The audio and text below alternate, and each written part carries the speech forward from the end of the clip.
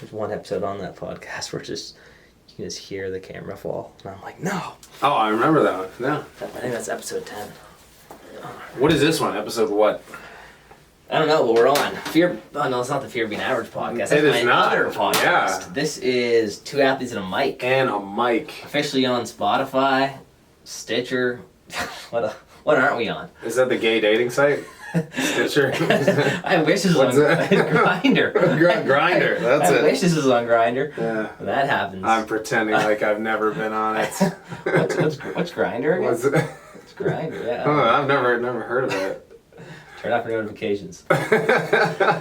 So yeah, we're officially on these different platforms now, which is exciting. We're still on YouTube as well. We still got the video format, which is good. Making tons of money off YouTube. Yeah. How much are we paying people to watch? I think we're At this point?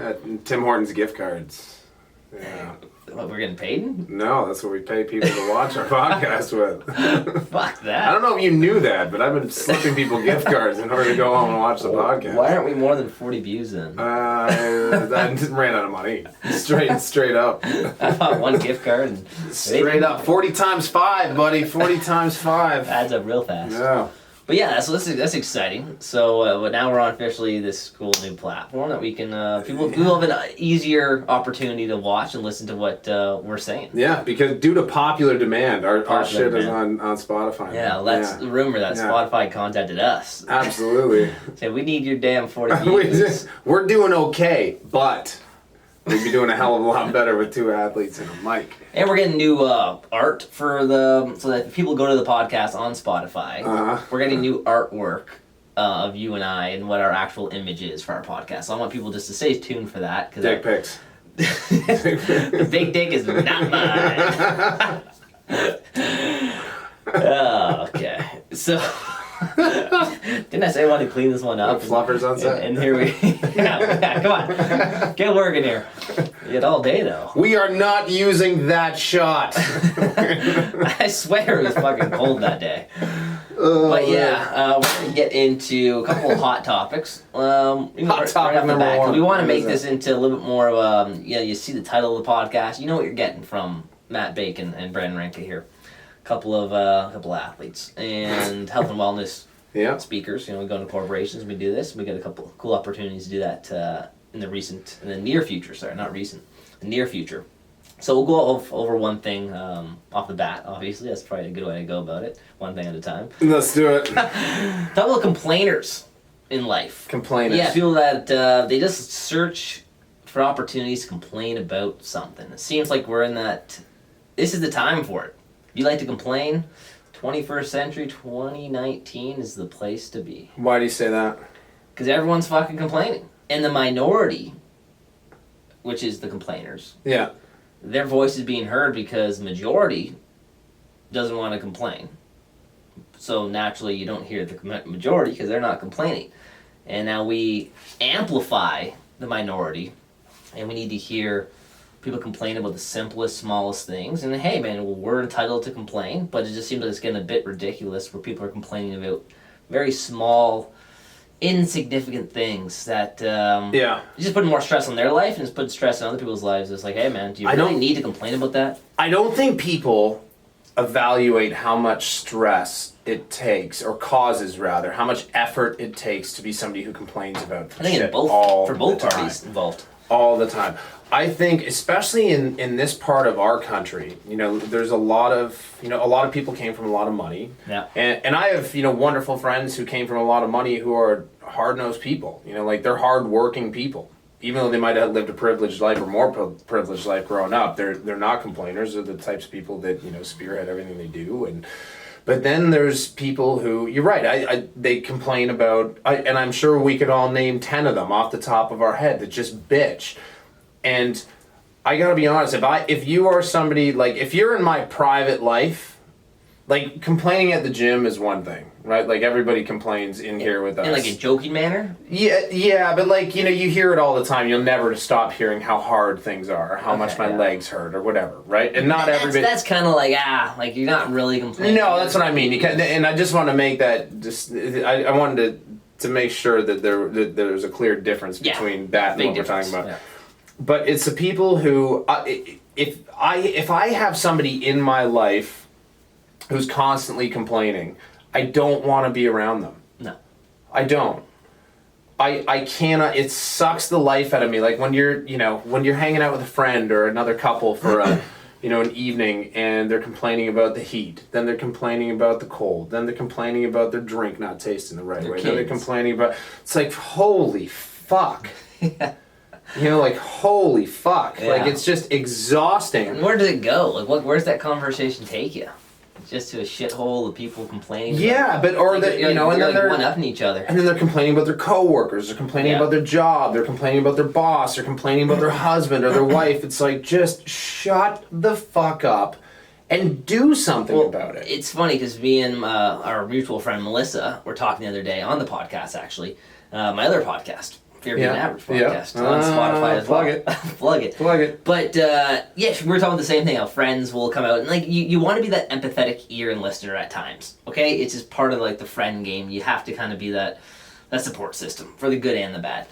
But she part of being a friend. But she doesn't want to hear it more than once. Like she gives that like, hey, you complain one time. Let's hear about your struggles and your problems and your issues.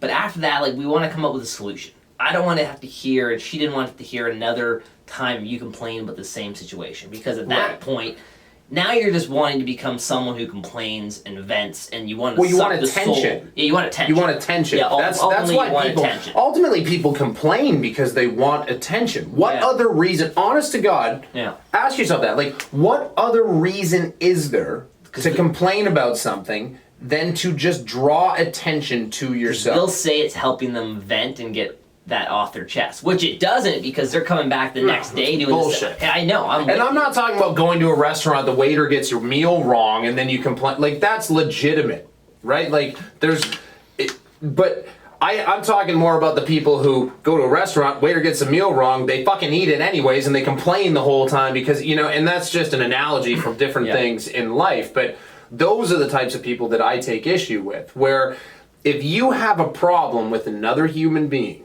if you have a problem with your work environment or your relationships with your coworkers or your relationships with a friend or your relationship with a friend, fucking do something about it. Yeah, deal with it. But it's so crazy to me because we're all willing to complain about everything, especially online. Like, fuck, everybody's got a microphone. Yeah. So I guess everybody's got a microphone though in 7 different platforms to bitch on. Yeah. And at the end of the day, most of the people that do the most complaining are the ones that never try and do something about it. And it's so exhausting being the complainer too. It's like, because nothing gets rectified. You're just fucking venting your issues and your problems, but at the same time you go back home and nothing changes. Yeah. It's like, all right, man, like the shit is still going on. Your life is still a struggle. Your life is still stressful and overwhelming. So, like, why don't you take that in consideration the next time you're like, I'm going to go vent and bitch to Matt or any of my friends or family. First off, they don't want to hear it. They just don't, man. No. Like, everybody's got their own shit to deal with. I don't want to hear it. Get a therapist. I don't want to hear about your story of why life is so hard and the woe is me. It's exhausting. And, like, for you to have the lack of self-awareness to be like, I think Matt wants to hear this, and this is like a productive conversation. Matt doesn't want to hear it. Like, that's ignorant, though, to be like, you know what I'm going to do? I'm going to go to my friend and family day after day, week after week, and come up with these bullshit little problems I'm having, and I'm just going to complain about them. It's like, that's selfish. Like, I don't want to hear that. Like, I do not want to be a part of that. Yeah. Like I said, if there's something going on that's new in your life and you're dealing with it and it's stressful, sure. Yeah. I'll be a listening ear. But I want there to be some sort of solution to that conversation. I don't want to walk away with being like, okay, great, you complained, let's do this again next week. Not happening. I agree. I had a client years ago who I was basically a therapy session for them. Sure. Right? Like, and I'm sure you've had clients like that too, where they literally pay you, they come to the gym and they pay you good money so that you will just listen to their shit. And it's kind of sad because on one hand you gotta assume that no one else in their life is listening, right? Which is a problem because most of these people are married or they have, But can you blame them? Whatever. Right? No, I don't blame them. I don't blame them. And it was a different environment too, because at the end of the day, they're paying you good money for your time. So yes, you want to give them what you promise, but if it comes to the point where you realize as the trainer, this is part of their own physical and mental well-being, is just getting to unload their shit on somebody, I'm willing to be that sounding board. For a price.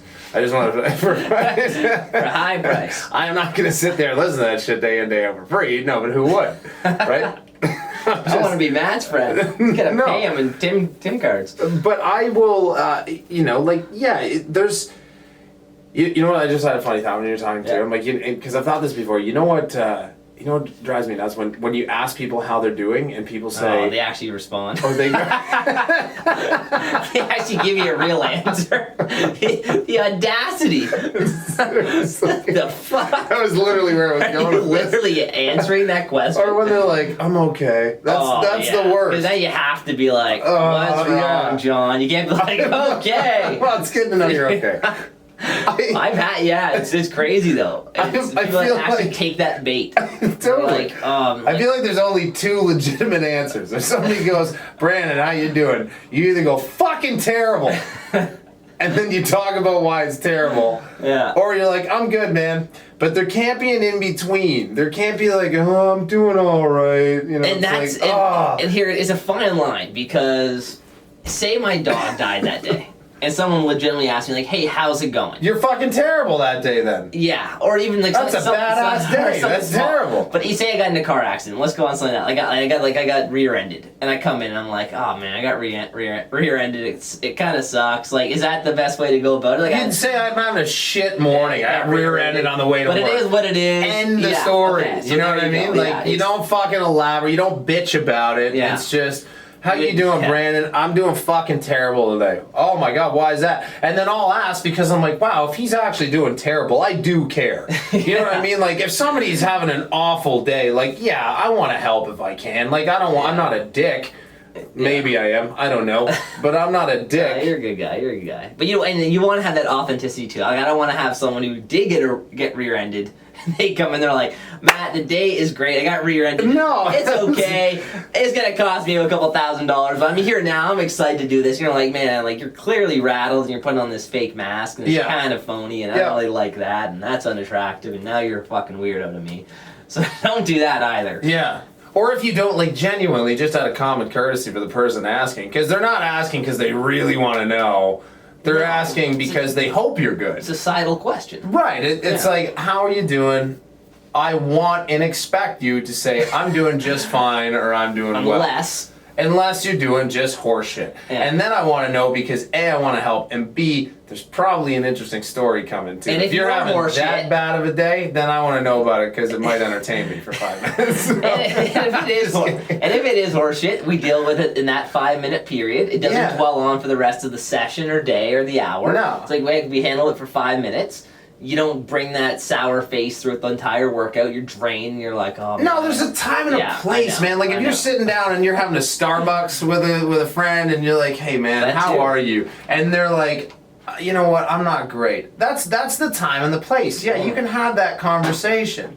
But if you got like 30 seconds to talk to somebody, if you go up to somebody before the workout and you're like, hey, how you doing? And they're like, oh, I'm all right. You're like, oh, that's great. Okay, see ya. Like, I'm not getting into that shit. Classes like, in 1 minute. Yeah, I'm not getting into that. Like, just say good. Yeah. That's and it. if you are that Starbucks, Frank, we all go through it. Like I don't want people to think that you and I don't have our own problems. Like, of course we have our issues and boatloads. I have boatloads, buddy. Oh yeah, man. But again, I just never want to ever be that person that, like, if they're seeing Brandon, they're like, I expect Brandon to complain. Like, that's a horrible characteristic to possess. No, and do you not know? I know people like that. Absolutely. Do you not? Yeah, you're just like, you know, every time you're gonna have to sit with them for 30 minutes, you're just gonna listen to them. Certain friends, man, or it's just got to, like, or acquaintances, it got to the point where I'm like, hey, man, like, we gotta, like, you rectify this shit, man, or like, well, I'm done caring about. I'm not. And your situation sounds crappy, man. And, like, I can empathize with that, and it sounds like you've had a rough go for the last year or 6 months.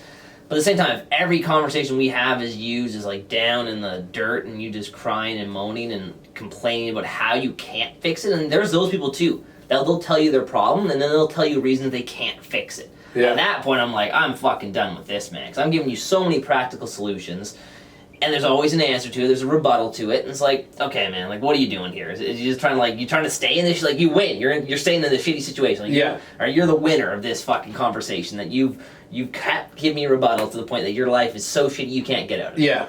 You're not a winner. Nor do you maybe want to. No, right? It obviously is, and it goes back to the attention thing. Maybe it's just one of those things that you're craving that attention. Then next week we're going to have the same session. It's going to be about you and your crappy situation, and it's time, attention, energies from me spent on you. I think a lot of it comes down to that self-identification or labelization or labeling, self-labeling, we'll call it. I don't know, making them up. But we talked about this on one podcast, probably a month and a half ago, where we talked about the dangers of self-labeling. Right, where you label yourself as an anxious person or as a depressed person. And I think that goes a long way to create that psychological mindset of I am just I'm somebody who needs to complain all the time because and I'm not saying that the complaining is even a conscious decision, because I think there's some people that they're in that state of mind all the time. It's like the world is against me, life is so hard, nothing is going the way I want it to, and they just complain and they complain and complain instead of actually doing something about it. Right? And I'm not saying we don't have time right now to go into what the solution is for depression or anxiety, but you can always make forward progress, right? And there's always outlets that can help you deal with your depression or your anxiety or the feeling of unfulfillment or unhappiness in your own life. Right? Like I was going to say before that, I have a client who, when I started telling that story, but they would come in and they would complain pretty much like just bitch about their job. All session, every session. Yeah. To the point where I knew every goddamn coworker's name and I knew like their role at the job, and I would just listen to it all the time. Yeah. And then finally one day, I just said to them, like, why don't you just get a new fucking job? Yeah. And they were like, security. That was their answer. They're like, security. They're like, I have a good paycheck, I have good benefits, I have a pension, I've been there 15 years. Yeah. And I get all that. I do. But at what cost? But look for a way out. Then it should have been like, hey, so what are you doing when you get home? When you get home to work on getting out of this environment. Right. I get you can't. It's not as simple as we say, hey, get a new job. And it's like, no, you're not going to go to work and quit the next day. But what are you doing to maybe get a new job eventually? Right. What plan do you have? So 2 years from now, you can literally be like, I can leave. I have the skill set I need and the freedom and the money I need to actually pursue a different occupation. Right. Without feeling like, man, like this is like this month I need something. I think it's important to recognize your unhappiness or your lack of motivation to go to work early on in that job, right? Like for this guy who'd been with his company 15 years, I don't know if it was, but say 15 years, right? I highly doubt at 14 and a half years, he woke up and started having these thoughts. But at what point, even 3 years in, you're probably like, the pros at the moment probably outweigh the cons. Like, I know, but I'm 2 years away. Think like that. I know. You know what I mean? Like, I'm with you. And oh my God, probably 75% of the friends that I have are in jobs that they hate. And they convince themselves, I think, these types of people that like, in 2 years when I get this amount of money, or it's going to be worth this it. Right? Promotion or the company car or whatever. They keep thinking these external motivators are going to be like, they're saving grace. And it's like, those things are just, they're fleeting. They're attractive little perks, but they're not getting down to the root of the issue, right? Yeah. So let's transition from this into how do people deal with being overwhelmed. I think that's a thing that we see very often nowadays is stress and anxiety, alcohol, and depression, and alcohol. That's how most people do. Lots of it. But yeah, so like people, again, you hear it all the time, and they're overstressed, overworked, overwhelmed. What are some practical solutions that we can do as two health and wellness advocates and practitioners to give people some outlets to, feel a little bit more in control? One of the biggest things that has helped me in my life outside of family is connecting, making a conscious effort all the time to connect to things that I love to do. Yeah, very cool. And I think that is incredibly important. So, for example, we all know lots of people. If you're the person who commutes 45 minutes to work and you have a 9 to 5 job, you're probably out of the house by 7:15, 7:30 in the morning. You're probably not home until the same time. That 8-hour day usually turns into a 10 and a half, 11-hour day. It does not leave a lot of time for you. And I am not talking, I love Netflix. I can't wait for, the next season of Narcos to come out. Like, that is not fulfillment. That's not doing anything to better you as the version of you that you want to be. That's an outlet. Right. It's an outlet. It's immediate, it's immediate gratification. Right? We've talked about that There's before. a place for these types of Absolutely. It's important. I think it's important. But I'm talking about, go join a baseball league. Go join a hockey league. Go join a fucking axe throwing league if that's what you want to do. Make sure that you schedule time for, running through the trails near your house if that's what you love to do. Or swimming in a lake if you have one near you, or whatever it is. I don't care what your hobby is. Do something for you. Your hobby can be going around to, 2 different farmers markets every weekend. I don't care what it is. But get out of the house and get connected to a community of people who are like-minded, who like to do the things that you do, and can be positive influences on your life. Yeah. Well, here's the thing. I think a lot of people turn to you and turn to us and be like, yeah, but like I got kids to take care of and I got my husband. But then you got to turn it back on them and be like, okay, I get you. And they might feel selfish for actually doing something for them. Absolutely. But then you got to turn and be like, well, you want to be your most optimal, joyous self. Yeah. You need to take care of yourself internally first. It's like this, like the idea if you're on an airplane, man, you got to put your mask on before you take care of the kids. Yeah. It just is what it is, man. If you're not fulfilled and you're not happy with life, it's gonna transition over to your family anyways. Yeah. So you take that extra hour or 2 or whatever it is. I don't know what night, but every couple nights you have that weekend where you get to go away with the ladies and you get to do these fun things for yourself, and you feel like there's an extra purpose in your life rather than just mom, wife, worker. You're gonna go into those other environments that are those important environments, and you're gonna be much more engaged and excited to be part of them. Right. Right, and a lot of people, like I said, they convince themselves that them taking time for themselves is taking time away from the important things. But it's like you need to make sure like the thing that's in you was definitely rectified first. Yeah, yeah.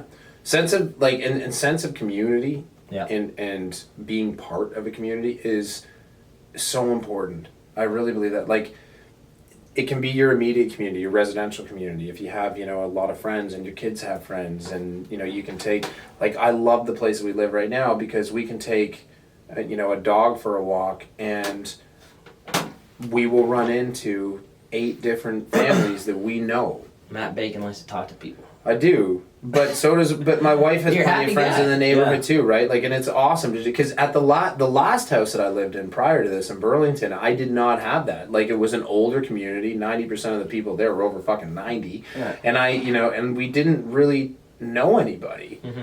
But in this neighborhood, it's a lot of young couples with kids around our kids' ages, and it's an awesome sense of community. But also, like, I play baseball. I play hockey.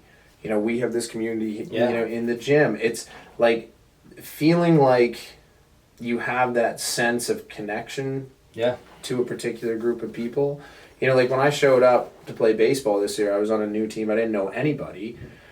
Well, I did. I knew 2 guys, but the rest of the team I didn't know. But, like, you're all friends within 2 hours. Yeah, that's the cool part. Because you're all you share a similar hobby. So, like, what is that hobby? What is that experience you want to have on a regular basis in your life that will bring a little tiny bit of fulfillment? Yeah. I'm not talking, you're not going to join a men's league hockey team and all of a sudden, life's grand. All my problems are dissolved, but it's something. And there's that balance. You don't want that to be an escape from like, the other issues, right? You want to use it as a resource to come back re-energized. Totally. Right? And I think something else people can do is like prioritize their time efficiently. I think we're great. A lot of people they're great at wasting time. And like, say you tell someone like, hey man, it's great if you can learn something new today. Yeah. If you can exercise, you can prep your meals, you can have time with your family and friends, work your 8 hours. Everyone's like, holy shit, man, like there's not enough time in the day to do all this for myself and say do something new. But it's like, well, maybe you can do on your commute, maybe you can, listen to an audiobook. Yeah. Maybe when you're working out, you can listen to a podcast. Or you can do that with a friend or a group of people. You can join a running club. You can do something. There's a where you lot can accomplish of things both. that you can kind of like kill two birds with one stone. Absolutely. I think, like, again, I took that even yesterday. I went for a huge trail run, right? And like I think I knocked off like 3 or 4 podcasts, and I still went home and read. And I was even thinking to myself, I'm like, I don't really need to read right now. I was like, I literally took in like 4 hours of quality optimization, information. It's like, that's cool. Like I didn't even really think about it until I got home. Like, I really took those 4 hours. It didn't just put it into a physical, because like you almost look at it and be like, oh man, so much time just exercising. I could have been doing so many other things. But then I was like, well, at least I worked on my mental game as well. Yeah. You know what I mean? And I think a lot of people take that for granted sometimes. And I get you want to separate the two, and you want that run just to be you in your head. You don't like having music. And that's and okay. I get that too. That's but okay. Just think about where you're wasting time. Because sometimes when we think we're overwhelmed, we're just really bad at prioritizing, and we're doing a lot of things and we're wasting time here and there. And all of a sudden the day's gone, but it's more of a you issue in terms of you not knowing how to program your day efficiently. Right. Maybe you work really well at answering emails around this point of the day. Maybe you're terrible at night. Okay, well then don't answer emails at night. Right. Or put the phone away, or just put this away. Like, figure out where you work best for certain aspects. You know what I mean? Yeah. If you work out great in the morning, work out in the morning. If you feel exhausted after work, you're going to have a shit workout, don't do it after work. Like, figure out where you work best for these activities and put it into your schedule. Yeah. Good advice, sir. Think that makes sense? It does. It's What time we got here? I think we're right on cue here. Before we end, We got like... and there was a reason why I thought this. You ever had a racist relative? Like, really racist relative? No, not a really racist one. No? Just no one that said just fucked up things? No, not really. No. Or like a homophobic relative? I've made jokes about like when like my brother didn't have a girlfriend and like my grandma would ask like, "Hey, do you have a girlfriend?" I was like, "No, he's gay." Blah blah. Yeah. And she'd be like, "Oh, don't say that." Kind of like, you're like, wow, okay. So yeah, there's that. Okay.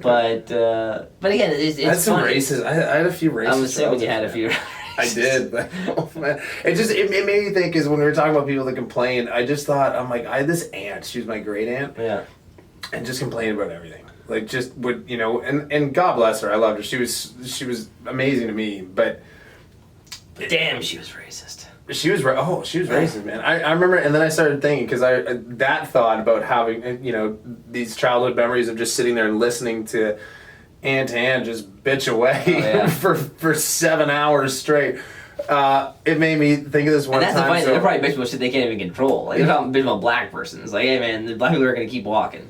Yeah, she would bitch about it. Like, she would bitch about everything. You're complaining about shit that's not going to get fixed. No, but like, she was the first like... Nor should it. Relative that I ever had that would made like openly racist comments, and it was really fucked up. Like, I remember the first time I heard one, I was probably like 17 because I just had my license, and I drove down to Etobicoke, like, which is the west end of Toronto, where she lived in this building, and she asked me to drive her to the grocery store. So we're driving to the grocery store, and she's sitting in the front seat of the car, and I'm just like, I'm talking about like God knows what, just like small talk with an old lady, and then she just looks and goes, ah! I'm like, what? And she's like, that building. And I was like, what about the building? And she just turns her head and looks at me, and she's like, fucking Somalis. And I was like, what? And she was like, don't leave your bike out front of there. I'll be gone in 30 seconds. And then I was just like, holy shit. I'm like, that just happened. I'm like, Aunt Anne's fucking racist. And so then I started like poking the bear a little bit. I'm like, naturally, like what do you think about Indian folks? Like, it was just, and so she's just firing off her opinions. And I, like, as fucked up as it was fucked up. It was hilarious. I wish I had a camera rolling on it the whole time, because she'd be a YouTube sensation. But yeah, she'd be in jail now. It was a serious combo. And you pull up clips now from 30 years ago. People are getting in trouble for that. Oh yeah, like, but it's such a different time, so you almost let it go because you're like, it's just so... Yeah. You're so programmed. Can we literally get 30 seconds It was here? quiet. Like, I don't think she'd go... It was quiet But that's real racism. Real racism is quiet. It's not like, people not screaming at each other and racist remarks in a grocery store. It's always the fucked up little comments that people say, and they're like, oh, I'm not racist, but... And then you're like, okay, there's a fucked up comment coming now. If you give me a but, you're racist. Yeah, and that's kind of racism. It was a good old Aunt Ann. Yeah. She's dead now. Yeah. Well, sorry to hear that. Moving but on. maybe better off for the Somalians. For the people in that building. All right. Check us out. We gone. We gone. We gone.